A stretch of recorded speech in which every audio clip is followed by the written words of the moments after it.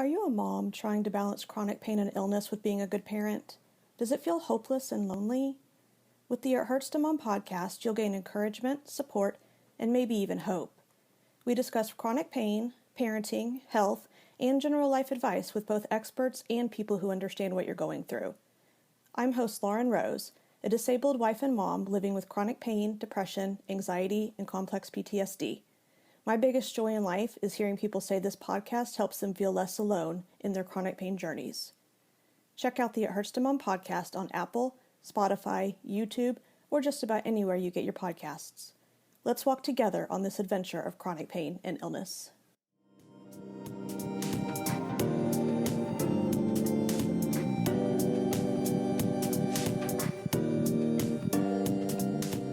Hello, and welcome back to another episode of the Heavy Pages podcast. Today, we're going to talk about a topic that most of us can relate to, and it's about understanding the journey of the non-initiating woman in a separation. And in more layman's terms, or the terms that I have used many times in the past, the dumpy.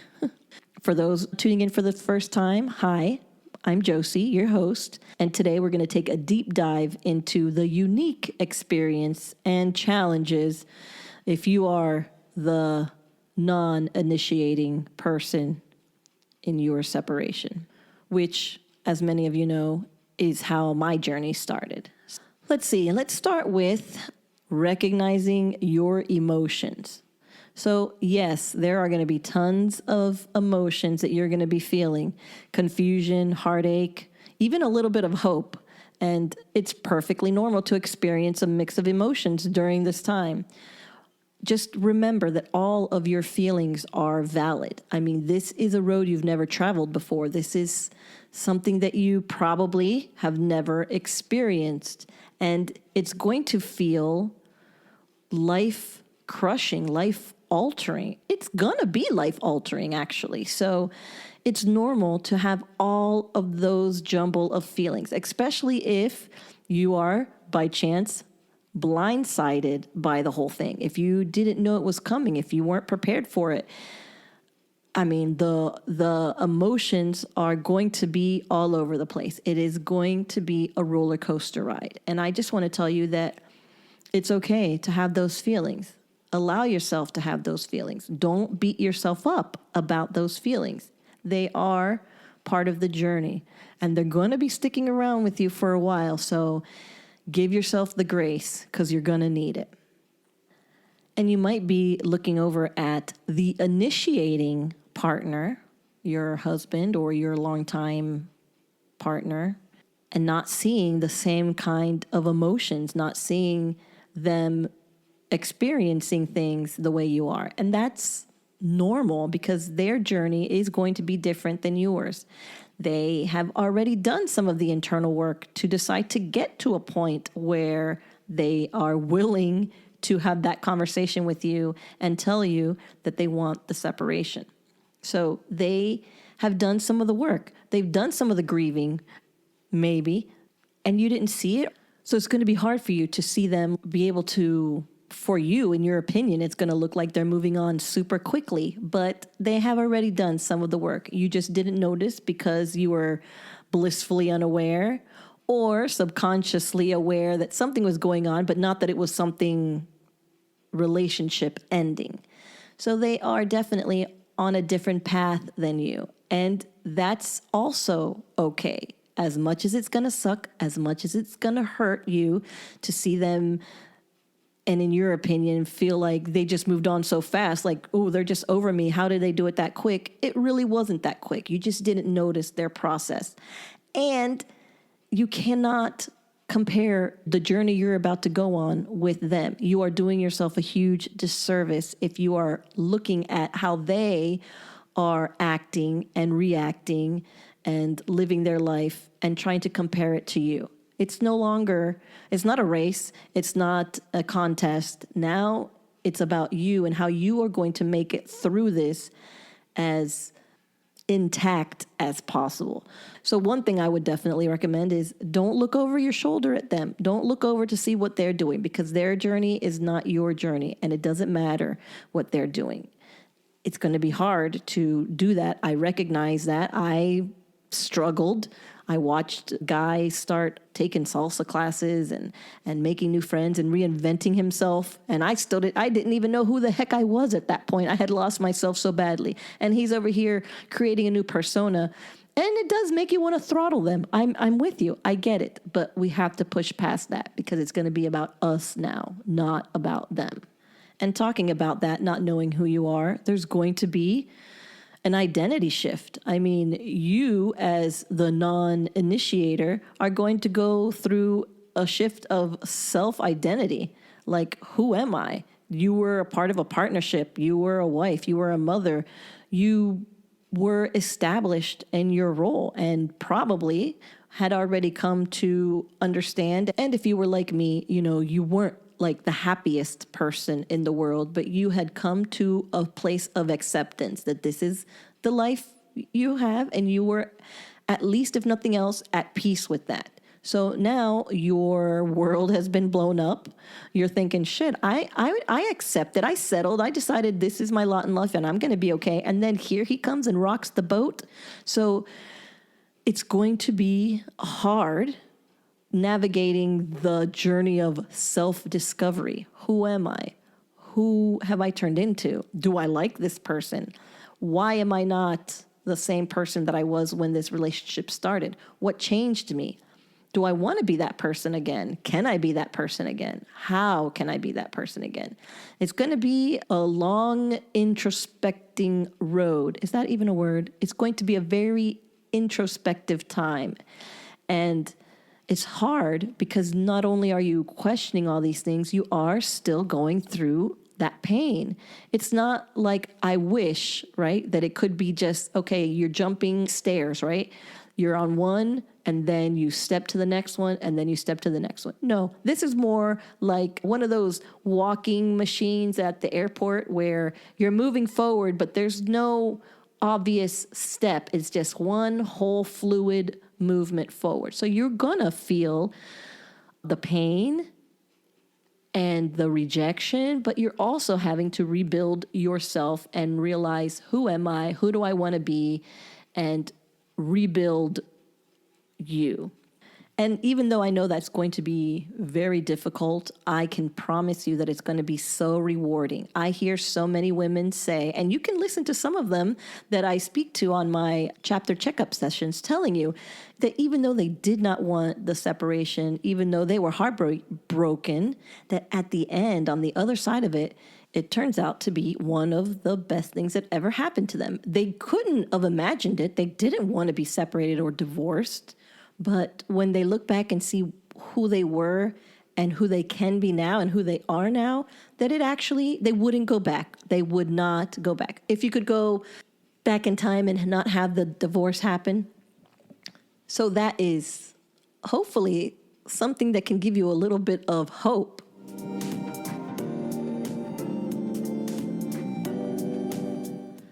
Now let's talk about the coping strategies and self-care that you need during this time, right? Self-care becomes an even more crucial component of your life when you're dealing with an unwanted separation. So I'm going to suggest some strategies that can help you nurture your well-being. And I already mentioned this before, but the first one is practicing self-compassion and forgiveness. So not beating yourself up because you're feeling bad, because you miss him, because you watched a TV show and you wanted to tell him about it. It's all part of the process. You're not going to be able to just cut the cord. You were with this person for a long time. They were your partner. You thought you would grow old together. You are going to still think about them in certain instances. Of course, I am going to recommend that you not call them and tell them about the show you watched. It depends on your relationship, right? Let me also clarify. If you guys are further in your separation, I don't think it's a bad thing to be friends or friendly. But if you listen to my podcast journal entries, you know that I made the crucial mistake of being too friendly too soon and it didn't allow me to heal like I needed to. I was still way stuck in with him months and months and months later because I didn't give myself that boundary. I still wanted whatever little piece he was willing to give me, which held me back from my journey forward. So if you can avoid reaching out to them and talking to them and texting them, do it. But if you think about them, don't beat yourself up about it. It's okay. Don't dwell on them and just, it's a little mind switch. Say, you know what? No, this is not about him. This is about me. Maybe I have a friend I can just call and tell about the great show I just watched or whatever. But don't beat yourself up, but also don't reach out to them. So the other one is finding small moments of joy. If you can't find big moments yet, find small moments, simple things. Go out and get yourself an ice cream. Go and sit at a park and watch the ducks eat bread, and go to the library and sit down in a corner and read a book, or the bookstore and just sit down and give yourself time to not have to do anything, not have to be answering to anyone. Find those small things that you think will take your mind off of the sadness and the pain and give you a different perspective. One of the things that I did early on was I went to a water park by myself, which sounds crazy, especially because I didn't even feel cute back then. I was overweight, but I didn't go for anybody else. I didn't go for anything I went for myself. So I went to the water park. I hung out in the lazy river for hours. I wasn't there to meet anybody. Nobody bothered me. I wanted to get out. I wanted to get something to eat. I wanted to get something to drink. I did all of this by myself, and it really was great. So, that might be a step too far, or maybe not. So things like that, do things for yourself. And honestly, this also probably will help in a future step that I'm going to mention, but it helps you realize that you are enough, that it's great to have a partner, it's great to have somebody, but that you can enjoy life on your own. It's possible. And so when you do little things like that, each one of those little things is going to build upon each other for you to get to a point where you're like, this is great. Life is great. I can do these things. I don't feel bad. I don't feel embarrassed. I don't feel weird doing this stuff by myself. I enjoy my own company. And that is really a great place to get to. But of course, I'm not saying that you have to live your life alone. Another thing that's great for self-care is a support system.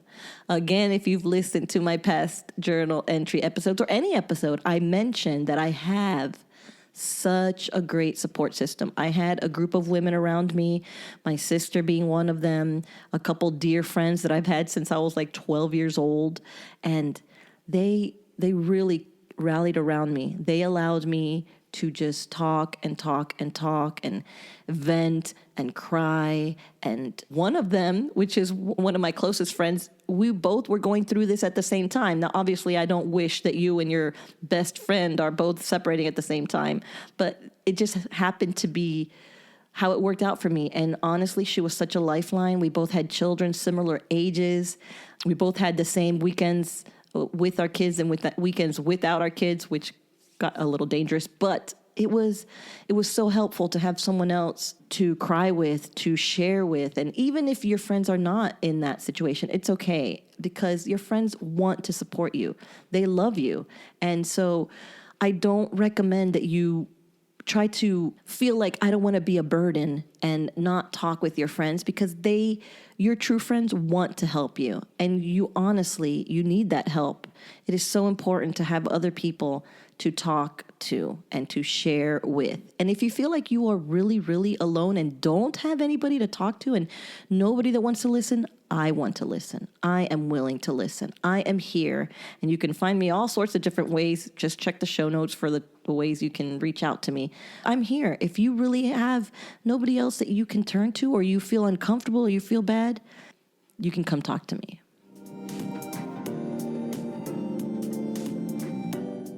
And basically, that also comes into the last thing that I'm going to talk about, which is community.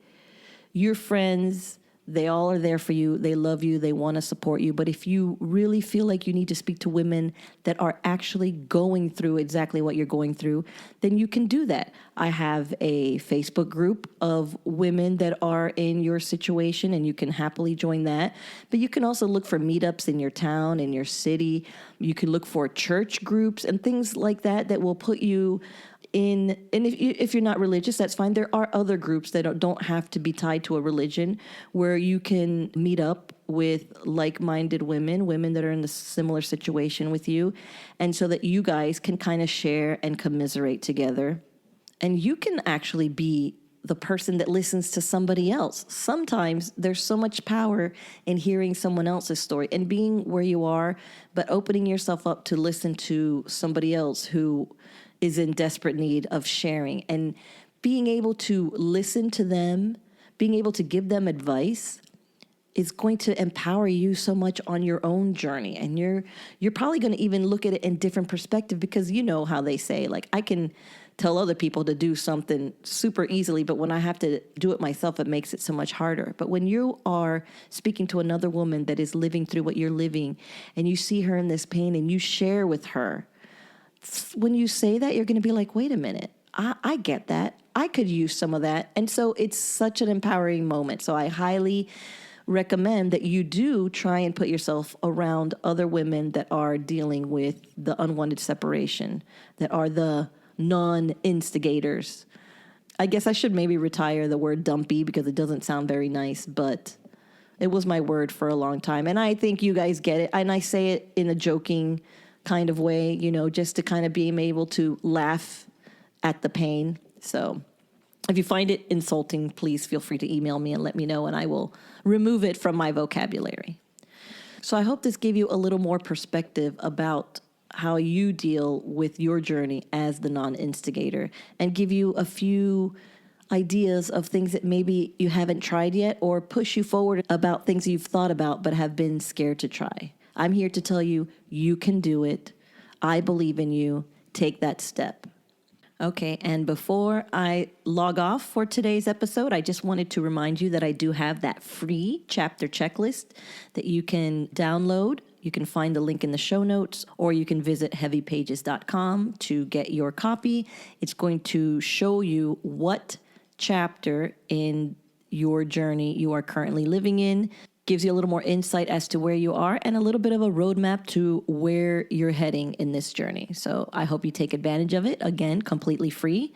And thanks for listening. I really appreciate you, and I hope that you found value in this episode, and I will catch you on the next one. Bye for now.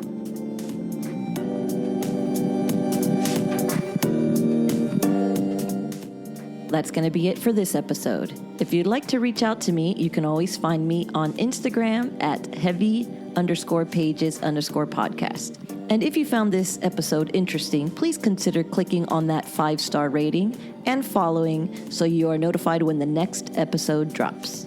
As always, thank you for listening, and remember, sometimes the pages of life can be heavy, but you don't have to turn them alone.